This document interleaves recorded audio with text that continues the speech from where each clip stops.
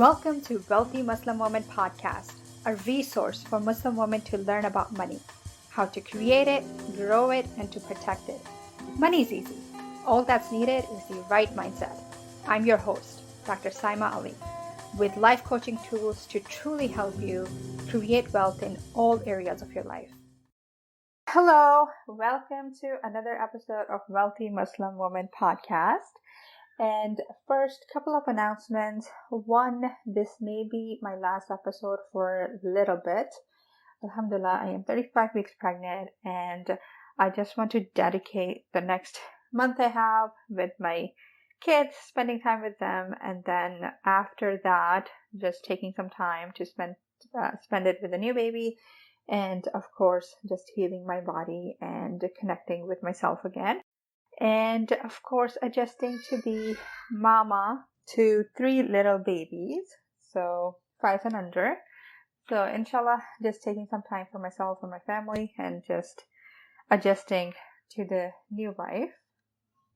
Inshallah, we'll have 2 December babies, and our anniversary is also in December, so a lot of big days in December for us. Now, December was supposed to be goal setting month, so learning how to set goals for the next year and then how to work on them and achieve them. But I probably won't get to record them, and I know I keep saying maybe, probably, but I haven't decided fully yet. But most likely I won't be recording anything until next 3 to 4 months. And I wanted to do another episode on my goals that I had for 2019 and what happened. So 2020 has been a very special year. And one of my financial goals for 2020 was to get all my student loans under 100K. And unfortunately, they'll still be around 145K by the end of December. And of course, lots of things have happened this year. And the biggest thing that we all shared was the pandemic. So a lot of uncertainty with the pandemic. People wanted to hold on to any money that they had, not contribute any extra towards expenses or other things. And it was a big scary time where your brain is freaking out. We don't know what's going to happen and all that. And so one of the major things was the pandemic. And then the other thing was that by end of April, I resigned. I think it was the end of April or beginning of May. I resigned from my other job because I had a conflict with them where when I finished my training, I wanted to work 2 to 3 days per week and then not do any nights, not do any weekends, and just be at home, just enjoy my life with my kids, especially now that they're young. But with this job, it was really hard to cut back on the nights and weekends. So they had been trying last year in 2019. I had cut back to 4 days, but this year they would not even reduce it back to 3 days or take away the call or the weekend. I think my major request for them was that I don't want to do the call or the weekend. It was getting very gruesome. But because they couldn't take it away, I ended up resigning from that job. And then within a couple of weeks after I resigned, I found out I was pregnant. And of course, pregnancy during a pandemic was very freaky. And one of the things with medical jobs is that you can't just leave when you resign. So even if you're trying to leave a job, you have to usually give either 60-day or 90-day notice. For me, it was 90 days, I believe, because my resignation period ended mid-July. And so I had to still work in the beginning. And then finding a new job, it also takes time. First, you have to find something that fits you, but also something that can take a while. So even if you get the job, it takes about 3 to 4 months just to get the credentialing paperwork done. So it doesn't happen right away. So my initial thing was that I was going to wait a little bit and see what happens, take some time off. And the main reason for that was because I didn't think I was going to be able to find a part-time neurology position the way I wanted in Northeast, because it's a very saturated area and usually places want you to work full time. But alhamdulillah, I was able to find something that fit my schedule. And one other thing that I wanted to avoid was the commute. I did have positions a little bit away from where I am, but that would have involved a little bit of a commute. And a commute in New York, even a 30-minute that's on Google, can end up being an hour. So that's not something I wanted. So that worked out, but of course, it took a while to get all the paperwork done. And as I've mentioned in the previous podcast, I just started working maybe 2-3 weeks ago. So that is happening. And then the other thing was, just brain trying to scare you about what's happening. Obviously, one of the expenses that went up for us was the COBRA. So health insurance is really, really expensive in the US. So health insurance is one of the biggest expenses we have here. And that was COBRA, which was around $2,000 per month, while we try to figure out what to do for health insurance next. Because my husband has his own job, so it ends up being way more cost effective for me to have the health insurance part instead of him getting it through his own business. And I think one of the major financial changes that I made, or contributions that I changed, was not contributing to kids' 529 accounts, because inshallah we still have some time before they go to college, so we still have time to contribute to that. And of course, my husband doesn't believe in the stock market, so he doesn't do a lot of investments, especially when it comes to kids' accounts and other things. He doesn't think they're worth it. He wants to save money in different ways. So it's mainly me who's contributing to these type of accounts. So that was the main thing that I held back. And the other thing we're trying to do is try to get our wills and estate planning revised. Now that we'll have another baby, inshallah, and our finances are a bit different from where they were 4 or 5 years ago. I think the last time we did it was maybe 3-4 years ago with our last wills and healthcare proxy and everything. So that's something else we're trying to accomplish now, to get that revised. Anyways, that was a little bit about me, and inshallah, I hope that you have a really, really good new year, and we have a new vaccine coming soon, and hopefully that it's the end of the pandemic. Hopefully we have a good, effective, and safe vaccine for everybody, and we could move on with our lives the way we had been before. So inshallah, to a new year, new vaccine, end of pandemic, new beginning. It really feels like a new kind of life. And especially for me, inshallah, new baby, new year, new job, new almost everything. So inshallah, praying for everybody that we all end up, getting through this pandemic and being with our babies and our families, and just moving on from this year. And that's it. One of the things that we were discussing during the estate planning was about death. And I was telling my husband how, I never really feared death before, but now with 3 little kids, I really pray that I'm there for them, at least until they're older, when they're able to take care of themselves. So being a mom really changes you about creating more fears. So as we talked about, life is 50-50. So even though it is a lot of happiness and a lot of joy, and then at the same time, it comes with new worries and all the new worries about them. It's literally like having your heart walk outside of your body. So inshallah, for those of us who are moms, they get to see all their kids grow up and healthy and have a long, good life. All right, inshallah, until next time, hopefully soon, but maybe in 3 to 4 months. Okay, so we'll talk about the relationship part next. So stay tuned for that. This was just a little bit about me. Anyways, that was a little bit about me. And now I wanted to talk about what we were talking about before, which is relationships.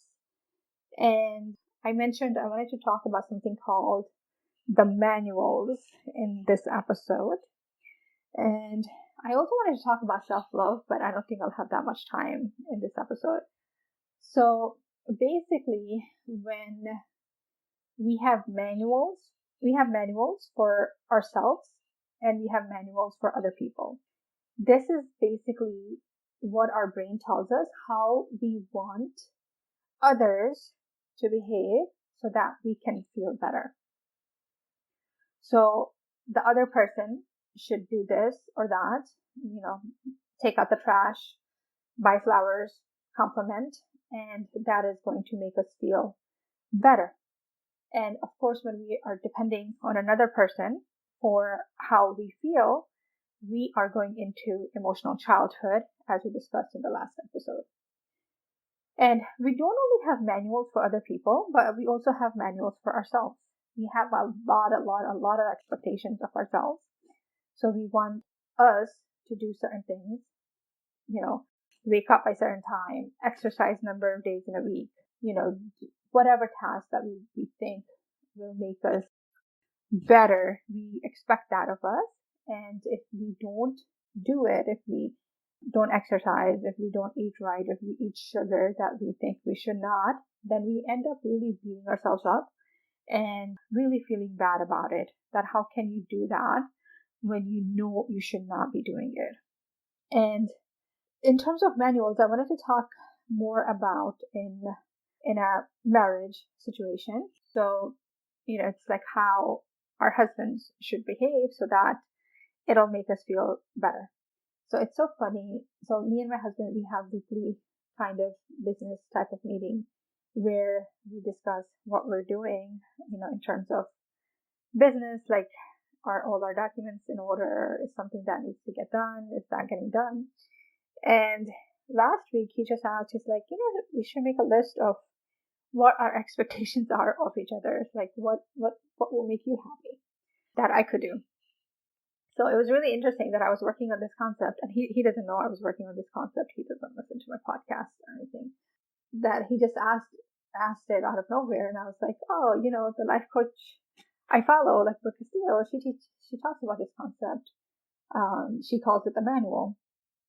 But anyway, he wanted me to come up with a list, so I did make a list for him.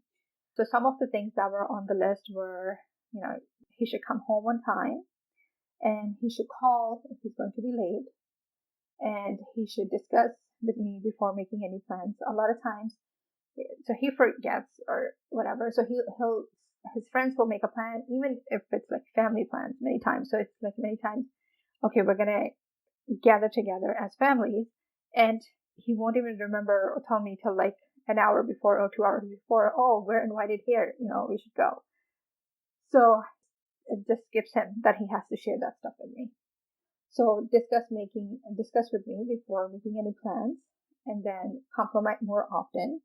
He should buy me flowers on a weekly basis, and we should have a weekly date night, which most of the times we do, but sometimes it like falls through. And then we should have weekly family movie nights. So this is when we sit with our kids and we just watch a movie all together at nighttime. And then remember birthdays and anniversaries. He actually does remember them, but still, I guess he doesn't show up as I would want him to show up.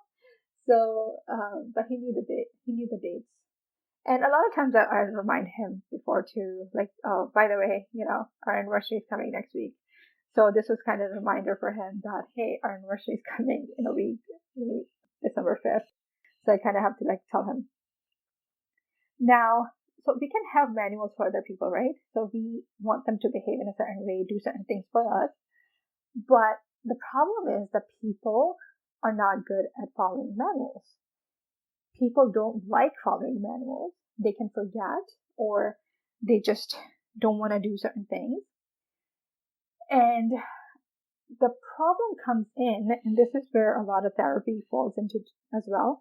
Like usually when you go to counseling or therapy, the therapist will tell you that, oh, your partner A should tell what their needs are to partner B, and then you should try to fulfill each other's needs, and that's what's going to make you happy. But it actually ends up driving us apart. Like, so The goal is that, okay, if you do this for me, then I'm going to feel happy. And once I'm feeling happy, it's going to create more connection between us and we're going to have a better life together. That's what our brain thinks is going to happen. But even when people follow our manuals, they may not do it perfectly as our brain wants them to do it.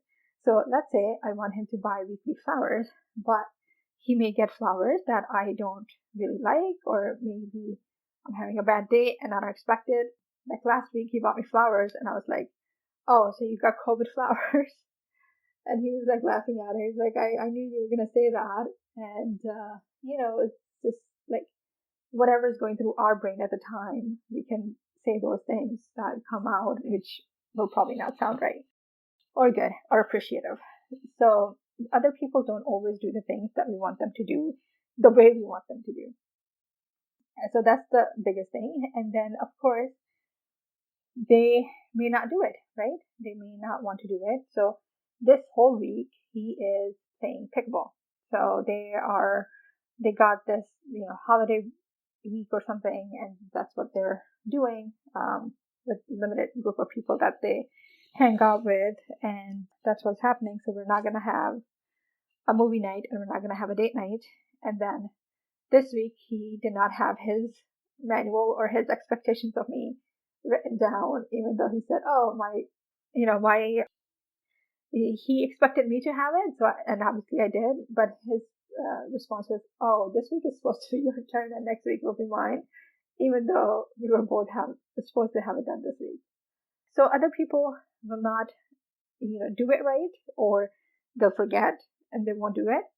So the problem that ends up happening is that our emotions are dependent when we have these manuals.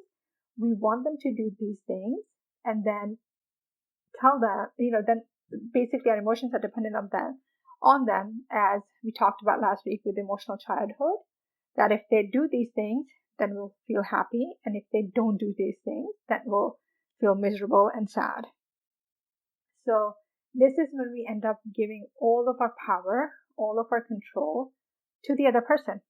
Now, if they don't fulfill it, then we're going to feel sad and we're going to disconnect from them and we're just going to create more problems in our relationships. And the other thing that comes with manuals is that your partner is not being who they are. Like they're trying to be this other person that they may not be. So let's say one of the things that comes up is if a husband has an expectation that his wife should always cook or be at home and do all these things, and the wife has her own career and she doesn't like cooking and she's going to order out or something, then that creates problem. Now, instead of having a healthy, happy relationship, they're arguing about these things, and that's hurting the whole relationship that they have together. So with adults, it becomes very hard to have expectations of them, especially when our emotions are dependent on it, because then we're going to end up blaming them for how we feel. Like, okay, why are you going out every night this week and playing when we should be having a movie night with the kids, or we should be having our date night?